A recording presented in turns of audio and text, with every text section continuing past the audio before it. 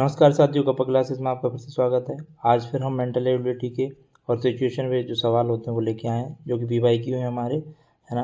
और ये है 16 सितंबर की दोनों शिफ्ट के सवाल, जो कि हमारे एक्सरसाइज में आए हुए हैं। एक्सरसाइज जो कॉन्स्टेबल का सवाल हुआ सितंबर में।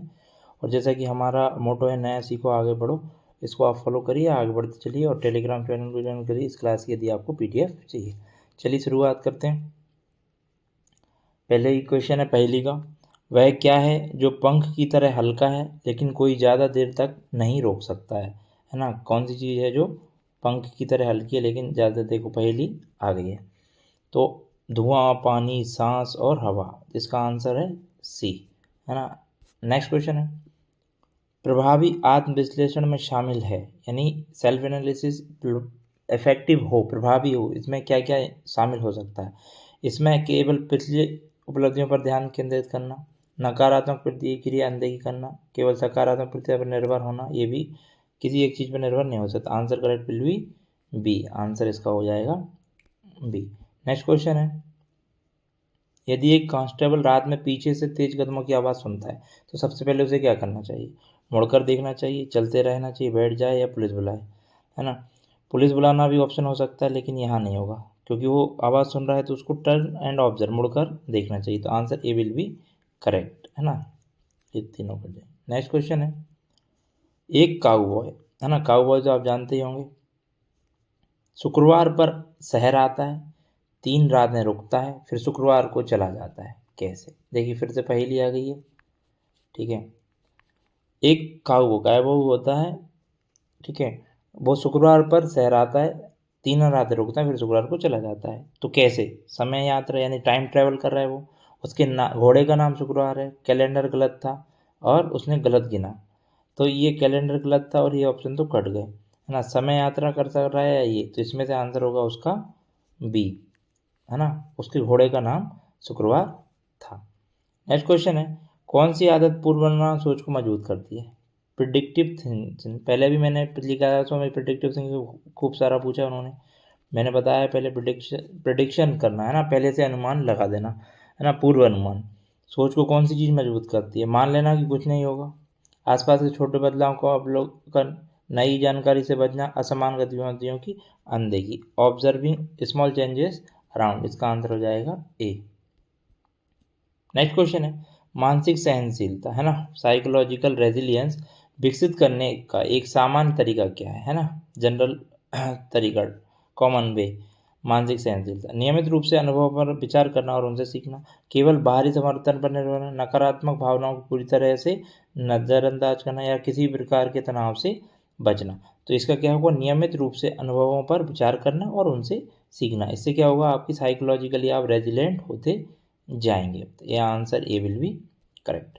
नेक्स्ट क्वेश्चन है, यदि जब्त वाहन अक्सर किसी विशेष क्षेत्र के हों तो अनुमान क्या लगाएंगे, है ना। आपने बहुत सारी वाहन है, व्हीकल्स हैं, उनको सीज कर लिया है, तो वो एक सर्टेन एरिया से बिलोंग करते हैं, तो क्या आप सोच अनुमान क्या होगा, हाइपोथेसिस क्या होगी। ट्रैफिक पुलिस नहीं है वहाँ पर, तस्करी वहीं से संगठित होती है ना, ऑर्गेनाइज होती है, ड्राइवर सड़कें वहाँ बेहतर हैं, अन्य और ड्राइवर अन्य क्षेत्रों को नापसंद करते हैं, तो इसका आंसर होगा बी, है ना, क्या तस्करी वहाँ से संगठित होती है। नेक्स्ट क्वेश्चन है, कौन सा कार्य सबसे अधिक मानसिक लचीलापन यानी फ्लेक्सिबिलिटी मांगता है ना। मेंटल फ्लेक्सिबिलिटी कितनी है। कॉग्निटिव, मैंने पहले भी आपको बताया, कॉग्निशन का मतलब है मान, दिमाग से, आपके माइंड से। मानसिक लचीलापन कौन सी एक्टिविटी दिखाएगी, जोर से पढ़ना, कोई मानसिक योजनाएं जल्दी बदलना, दांत साफ करना, नाम लिखना, है ना। तो इसमें है योजनाएं जल्दी बदलना, आप जल्दी जल्दी करें तो माइंड जो है आपका फ्लेक्सिबल है ना, एकदम रिजिड नहीं है कि सोच ही नहीं पा रहे हैं। तो answer B will be correct.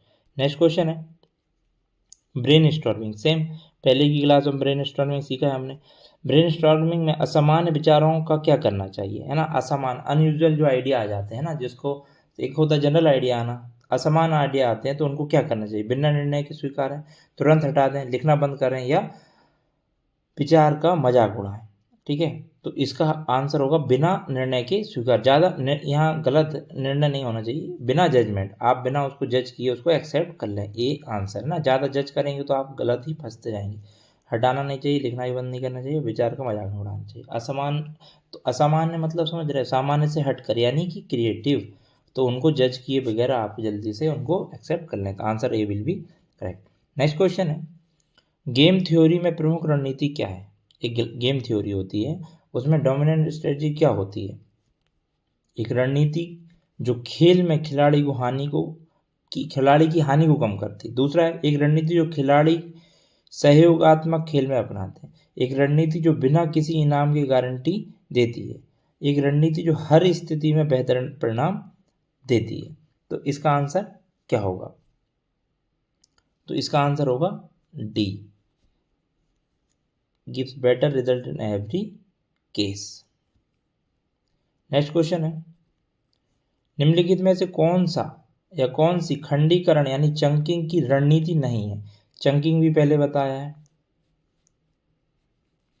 Chunking जो हमने पुरानी क्लासों में पढ़ा है। खंडीकरण मतलब कोई बहुत ज़्यादा डेटा है आपके पास, है ना, और वो भी अनऑर्गेनाइज्ड है ना। अनऑर्गेनाइज मतलब बहुत ज़्यादा लॉन्ग है और अव्यवस्थित है और लंबा है, तो उसमें बहुत सारा आप कट पेस्ट करके उसको शॉर्ट करते हैं, तो उसको बोलते हैं खंडीकरण। आप खंडित कर दो, ये उपयोगी नहीं, ये उपयोगी नहीं है, उसको चंकिंग कहते हैं, है ना। तो कौन सी रणनीति नहीं है खंडीकरण की?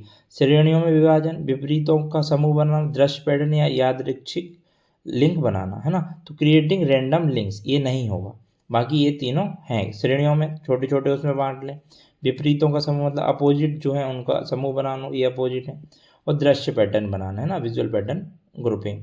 तो इसका होगा creating random links, D answer will be correct. Next question है, यदि आपको बारिश से बचाव के अलावा छाते का कोई नया उपयोग खोजना हो तो सबसे क्रिएटिव या रचनात्मक कौन सा होगा? है ना, पानी रखने के लिए आप छाता यूज़ करेंगे, लाठी की तरह उपयोग करेंगे, दीवार घड़ी की तरह, या नाव का चप्पू बनाएंगे। तो पानी के लिए तो आप नहीं करेंगे, लाठी की तरह भी नहीं, तो इन दोनों में से जो आंसर होगा वो होगा सी, है ना। बोट, बहुत सारे लोग नाव का चप्पू लगा देंगे, इसमें नाव का चप्पू नहीं, बॉल की तरह यूज़ अ वॉल क्लॉक ऐसे यूज़ करेंगे। तो सी आंसर इसका भी आपने सही माना। नेक्स्ट क्वेश्चन है, रात में गश्त के दौरान यानी आप पेट्रोलिंग कर रहे हैं, एक कांस्टेबल को तेज आवाज़ सुनाई देती है लेकिन कुछ असामान्य नहीं दिखता है, उसे अगला किस पर निर्भर करना चाहिए? है ना, उसको तेज आवाज़ सुनाई लेकिन उसको कुछ असामान्य ऐसे अनयूजुअल यानी कुछ गलत नहीं दिखा, तो उसको अगला किस पे? रेडियो रिपोर्ट पे बैठ जाना चाहिए, दृश्य जांच विजुअल चेक करना चाहिए, या ध्वनि अनदेखी करे। ये तो ऑप्शन कट गया, रेडियो रिपोर्ट तो बहुत टाइम में आएगी, बैठ भी नहीं जाना चाहिए, तो आंसर इसका सी डायरेक्ट मिल जाएगा, है ना, विजुअल जाके देखना चाहिए उसको। नेक्स्ट क्वेश्चन है, भूलने में देरी की जा सकती है, forgetting can be delayed by. आप भूल रहे हैं तो उसमें ना भूलें, मतलब भूलने में देरी कैसे करें, आप जल्दी जल्दी ना भूलें, इसका मतलब ये है क्वेश्चन का। तो द्विस्वप्न करके यानी डे ड्रीमिंग, दिन में सोचें, विषयों से बचकर यानी जो सब्जेक्ट्स हैं उनको या टॉपिक्स हैं उनको अवॉइड करें, नींद छोड़कर स्लीप छोड़ दें, या स्मृति युक्ति यानी निमोनिक्स बनाएं का उपयोग करके। कौन सी? मैं यूजिंग निमोनिक्स, यानी कि कौन सी निमोनिक्स? आप स्मृति जो माइंड मैप बनाते हैं उनका उपयोग करें। तो इसका आंसर हो जाएगा डी, निमोनिक्स बनाएंगे, शॉर्ट ट्रिक बनाएंगे तो आपको जल्दी याद होगा और भूलेंगे देर से। इसका आंसर हो जाएगा डी आंसर। नेक्स्ट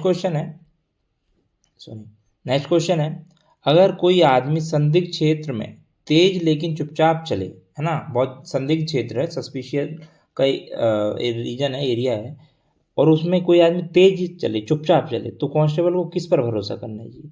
उसका नाम पुकारें, दौड़ना शुरू करें, अनदेखा करें, या उसकी हरकतें देखें, है ना। उसका नाम पुकारेगा तो वो चुपचाप चल रहा था तो क्या हो जाएगा? सतर्क हो जाएगा। दौड़ना शुरू करेगा तो भी सतर्क हो जाएगा। अनदेखा करेगा तो उसकी ड्यूटी करने का मतलब नहीं है, तो आंसर इसका हो जाएगा डी, उसकी हरकतों को देखे, वॉच हिज मूवमेंट्स।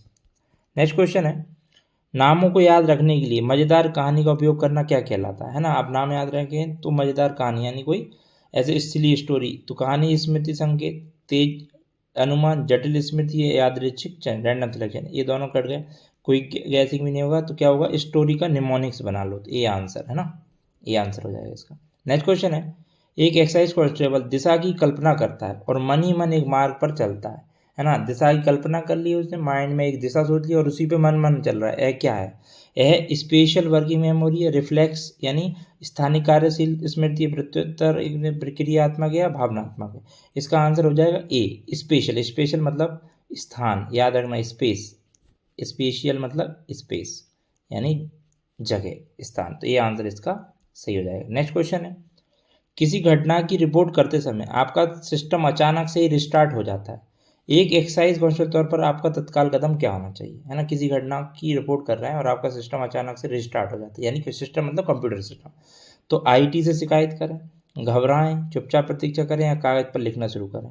ठीक है, तो इसका क्या हो जाएगा, ऑफ कोर्स कागज पर लिखना शुरू कर दें, घबराएं ना।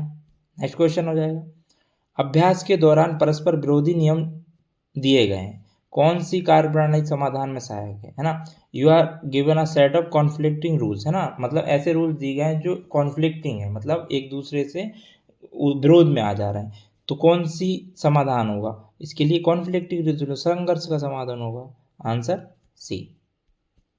नेक्स्ट क्वेश्चन है, अंतर्ज्ञान यानी इंट्यूशन, इंट्यूशन तर्क से भिन्न है, यानी लॉजिक से, जो इंट्यूशन है वो लॉजिक से डिफरेंट है, किस हिसाब से, क्योंकि यह आधारित है, किस चीज पर यह आधारित है, यह संचरित ज्ञान यानी स्ट्रक्चर्ड नॉलेज पे है, विस्तृत जानकारी पे, त्वरित समझ पे और गहरे विश्लेषण पे। जो इंट्यूशन है, इंट्यूशन त्वरित समझ जो है, क्विक इंसाइट जो होते हैं हमारी, है ना। इंट्यूशन मतलब जिसको हम बोलते हैं गट फीलिंग, कहते हैं ना गट फीलिंग है मेरी, तो इंट्यूशन आ रहा है मन के अंदर, तो इंट्यूशन क्या होता है, गट फीलिंग, यानी तुरंत क्विक इंसाइट आया उस पर आधारित होता है। नेक्स्ट क्वेश्चन है, एक कांस्टेबल बड़े चित्र की समझ यानी बिग पिक्चर अंडरस्टैंडिंग कैसे सुधार सकता है, कोई बड़ी पिक्चर है यानी बड़ा मैटर है तो उसके अंदर कैसे सुधार, प्रशिक्षण अपडेट से बचेगा, गलत, वरिष्ठों की राय अनदेखी करेगा, ये गलत, केवल पिछली गलतियों पर ध्यान देगा, ये भी गलत, तो क्या होगा, डी, है ना, पैटर्न और परिणामों का अध्ययन करेगा, उसके हिसाब से बिग पिक्चर समझेगा। नेक्स्ट क्वेश्चन है,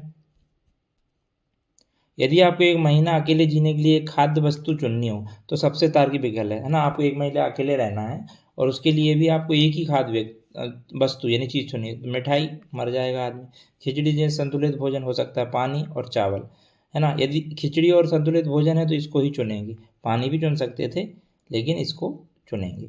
next answer B.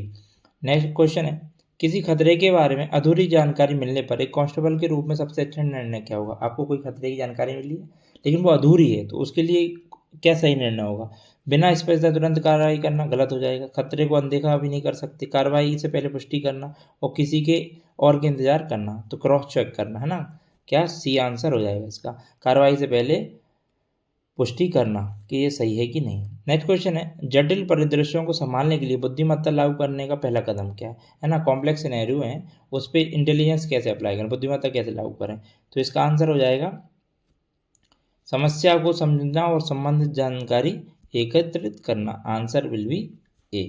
Next question है, कोई संदिग्ध व्यक्ति भागता दिखे तो क्या करना चाहिए, है ना, कोई सस्पेक्ट है ना, सस्पिशियस मैन है या विमेन है, पर्सन है, वो यदि भाग रहा है सीन से तो क्या करोगे आप, अनदेखा करेंगे, नहीं, होलिया देखकर सूचना देंगे, अकेले दौड़ेंगे, जोर चिल्लाएंगे, note the appearance and inform, उसका होलिया देखेंगे कि रेड सीट में काली मूंछ में इतनी हाइट का व्यक्ति भाग रहा है, ऐसे करके। नेक्स्ट क्वेश्चन है, जब तनाव हो तो मानसिक अधिभार को कम करने के लिए निम्नलिखित कौन सी एक प्रमुख रणनीति है ना, जब तनाव है तो मेंटल जो ओवरलोड है उसको कॉग्निटिव, देखो कॉग्निटिव फिर आया, मानसिक अधिभार को कम कैसे करें, तो कार्यों को छोटे प्रबंधनीय चरणों में विभाजित करें, छोटे छोटे उसमें करें और आगे बढ़ें। नेक्स्ट क्वेश्चन है, तो आज के लिए गाइस इतना ही, थैंक यू, और हमारे गुरु इस पीडीएफ की चैनल के लिए हमारे टेलीग्राम चैनल को ज्वाइन करें, जिसका नेम है कप्पा क्लासेस 10, इसको ज्वाइन करें, इसकी आज की पीडीएफ मिल जाएगी आपको, एमपी कांस्टेबल में जो सवाल आ रहा है उनमें बहुत मदद मिलने वाली है। थैंक यू, धन्यवाद।